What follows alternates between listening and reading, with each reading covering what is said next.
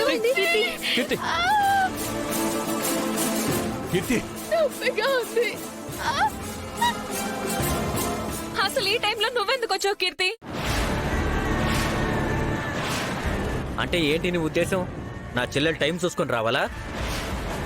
దెబ్బ గట్టిగా తగిలినట్టుంది అత్తయ్య. అయ్యో కీర్తి. అమ్మ కీర్తి, నీకేం కాదమ్మా. ఒరేయ్ పదండ్రా, హాస్పిటల్కి తీసుకెళ్దాం. అలాగే. ఏవండి, ఇప్పుడు వదినతో అందరూ హాస్పిటల్కి వెళ్తే ప్రెగ్నెంట్ అన్న విషయం బయటపడిపోతుంది. నాన్న, ఇప్పుడు హాస్పిటల్కి మీరంతా ఎందుకు? నేను ఇప్పుడు తొందరగా తీసుకెళ్ళి తొందరగా తీసుకొచ్చేస్తాను. కీర్తి, వదిన,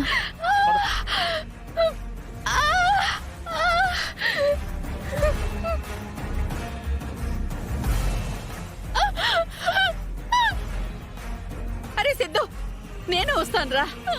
నువ్వు వదిలేమ్మా. అక్కడ ఏమైనా కావాలంటే తులసి ఉంది కదా, తులసి చూసుకుంటుందిలే. తులసి పద. అమ్మా కీర్తి, జాగ్రత్తగా వెళ్ళమ్మా. సిద్ధు, కీర్తి జాగ్రత్త. ట్రీట్మెంట్ అంతా కలిపి ఒక అరగంటలో అయిపోతుందిలే అమ్మా. ఏమన్నా కాంప్లికేట్ అయితే నేను ఫోన్ చేస్తాను. సరేనా?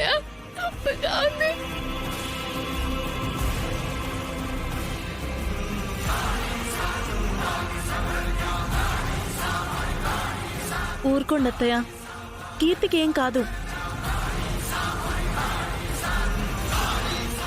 అయినా ఎప్పుడూ లేనిది ఇలా ఎలా జారిపడిందో అర్థం కావట్లేదు.